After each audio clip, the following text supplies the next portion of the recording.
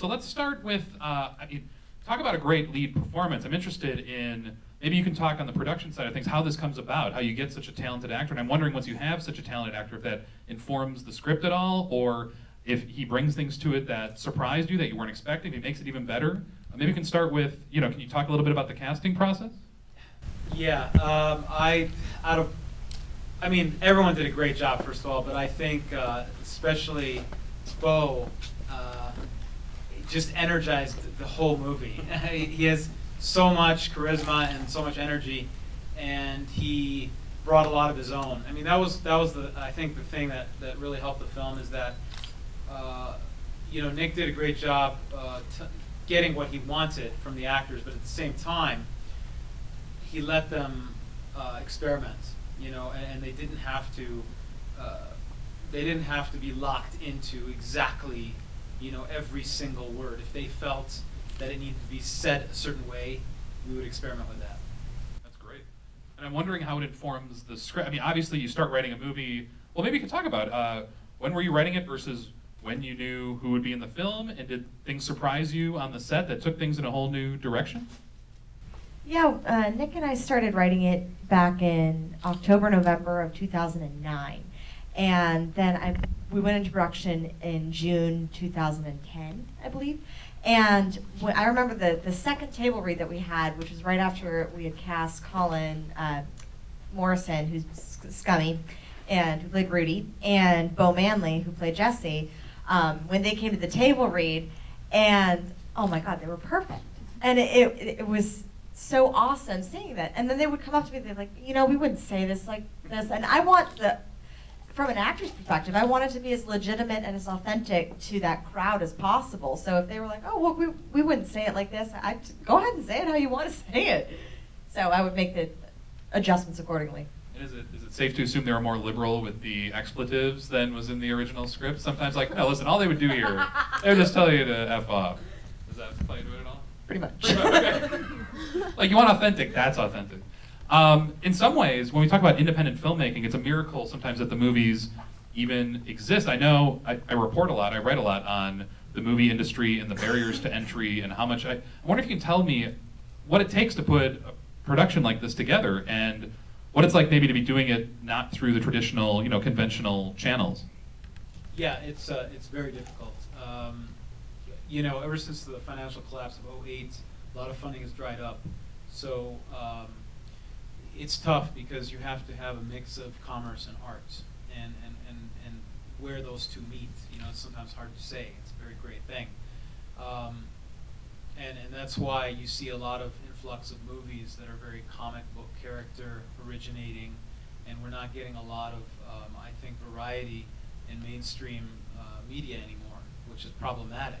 I think sometimes people have to look beyond the bottom line of a dollar, and that's what's great about this film festival, Twin Cities. You have such great variety here. I saw a lot of fantastic films. I saw a part of one last night. It's called A Place at the Table, a fantastic film. Obviously this is a completely different type of movie, but that's the good thing about coming out to a film festival like this and supporting independent work. We did have some name stars, Danny Trejo, Larry Fessenden is a very big New York independent guy, but I think the nice thing about independent cinema is you also open the doors for a lot of unknown people that otherwise wouldn't have an opportunity. I think that's very, very important. So that's there's so many benefits. There's so many, and I commend all of you for coming out tonight and supporting this film festival. I cannot thank you enough. It's very kind of you to say. And there is a lot of diversity. Some people wear red outfits, green outfits. There's a lot of different uniforms that these superheroes wear. I like they're defending alien worlds, our worlds. There's a lot of diversity there. I'm wondering if. Oh wait, I just had a mental slip. What was I going to ask you? I was too busy ranting. I was doing in the catalog. I did a whole long essay ripping on superhero movies. So I was wondering if you had seen that. Okay, nice. Yeah, copacetic. I was wondering if you were debating how far down to let the characters fall. I mean, it starts off and it's awesome. There are high-flying tricks. I mean, these guys are badass. And I know they're making some bad decisions, but part of you is like, well, they're making a lot of money. There's a lot of fun here. Was there a conscious decision how far down you'd take them and how quickly that would go? or were there other challenges in writing the script?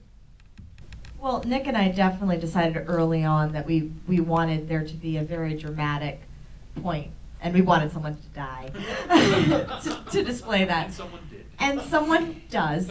And but also the ironic thing is when at the Q&As that we had on our West Coast premiere, Colin Morrison, who played Rudy and is a real motocross rider, he said at the Q&As that this movie pretty much paralleled his life. And he was very open in saying that for a good duration of the film, he was high. And then after the film, he proceeded to get arrested, go into rehab, and he is now 6-7 months sober. So it really does mirror life. I'd love to open it up for questions. Yes, yes. How long did it take both of you to finish the final script that you actually went with? We started in November, November, December, January, February, March, April, May, June, 8 months. And then we had 19 days of production. Any other? Yes? And who funded it? Like, how did the funding work? Yeah, can we talk about some of the logistics of funding and making it happen? That's a long story. It's a movie. It actually is a movie in itself.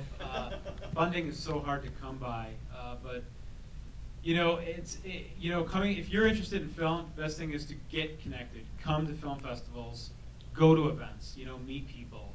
If you have a great idea, some way, somehow, money will come. You know, but it has to be something. I think this was unique. You know, I commend Nick and Kim for coming to the table with this idea, because if you look at all the other motocross movies prior, you know, we had one with, you know, big Hollywood budgets. They had Chatham tanning, you know, things like that, and I don't think they're very true.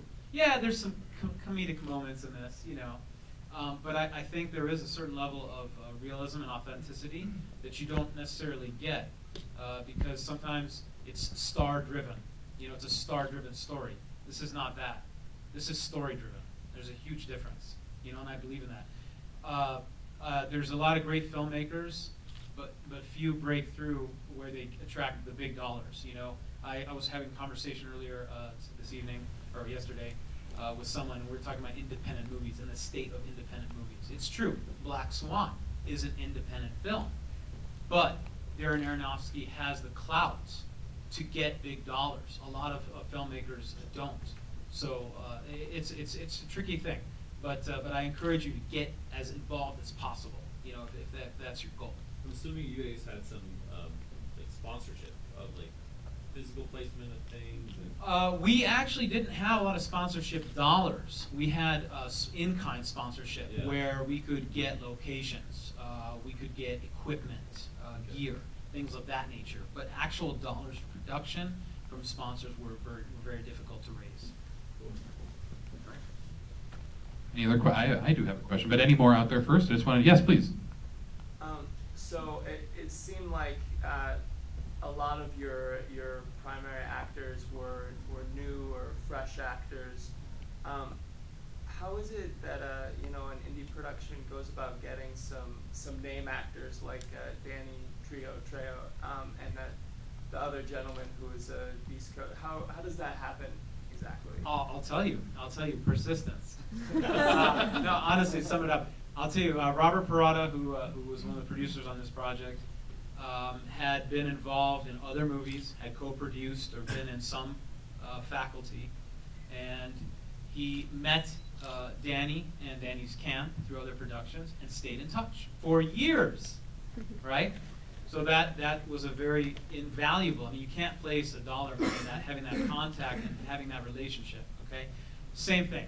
Nick has been involved with the AFI Film Fest for many years as a volunteer, and has met several people. One of those was Larry Fessenden, who was more than happy to lend himself for a role in Nick's directorial debut.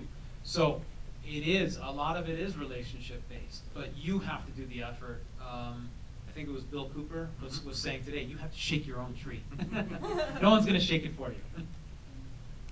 And can you tell me a little bit about what it's like once you start getting these actors on board, how much it drives? I mean, obviously all the actors bring some authenticity to the scenes, but do you start do the horizons start expanding for the story or the possibilities for those characters when you start getting these names on board? Yes, it does. I mean, there were definitely some parts that we were like, oh, during the table reads, where we wanted to expand certain scenes for certain people just because of how awesome their read was. And all of a sudden you have the actors come. It's the most amazing thing is hearing your words that you've written read aloud by actors and actually having them do it. It's in front of you. It's phenomenal. Any memorable moments at the read? I just remembered, like, especially when Bo and Scummy came out, because they had never acted before, and I turned to Nick and was like, these are our guys. This is their life. So that that those roles were perfect for them. And same with people like Gunnar Wright, who plays David. He is a bike guy. He loves bikes. He did this movie, and then he just recently was in J. Edgar, which was pretty awesome. So awesome.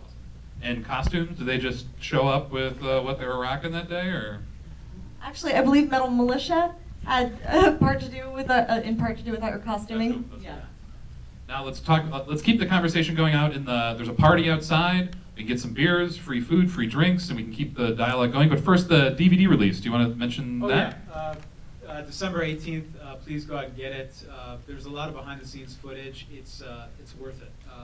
You can download it digitally, or watch it at home on your little screen, your computer screen. But I am one of those people who has massive amounts of Blu-ray and DVD discs sitting on the shelf. So there is a lot of commentary with Nick. Unfortunately, he couldn't be here tonight. He wanted to, but you'll get that on the DVD if you go out and get it, and that's going to be available everywhere. And is there extra footage of more stunts? Is there more driving? There's a really interesting